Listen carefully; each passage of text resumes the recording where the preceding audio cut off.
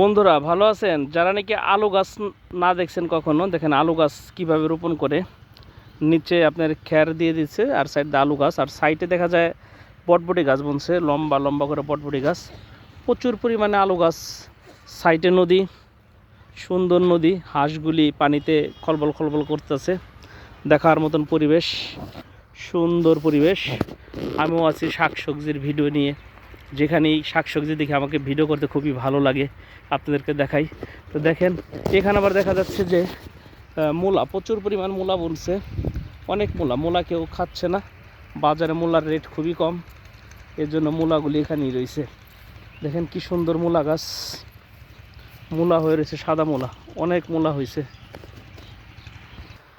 দেখেন কি সুন্দর একটা গাছকে আটকে ধরে রাখছে, জঙ্গল গাছ, চিনি না, নাম বলতে পারলাম না। আর ওই সাইডে দেখা যাচ্ছে নল্লাবাস, যারা নল্লাবাস না চিনেন তাদেরকে দেখাচ্ছি বস্যির ছিপ বা ট্যাটা বানানোর জন্য নল্লাবাসের ছিপ। গ্রাম অঞ্চলে ঘুরতে খুবই ভালো লাগে, প্রকৃতিগুলি খুবই ভালো লাগে, যারা ঘোরেন তারা দেখতে পারবেন গ্রাম অঞ্চলের সিনারিগুলি খুবই ভালো। আপনাকে দেখাবো আজকে এই গ্রামটা ঘুরে।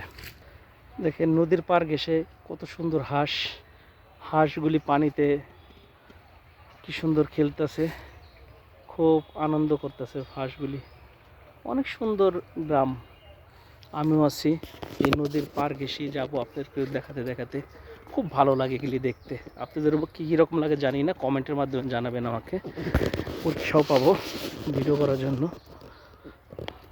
দেখেন মনে করছিলাম যে বেড়া দিচ্ছে নদীর পার ঘেঁষে, কিন্তু অ্যাকচুয়ালি বেড়া না, এটা হলো গরুর কাবাব, যে চিনছেন বুঝতে পারবেন।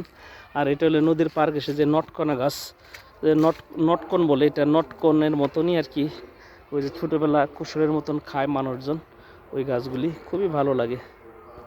দেখেন শীতল পাটি বোনানোর যে গাছগুলি,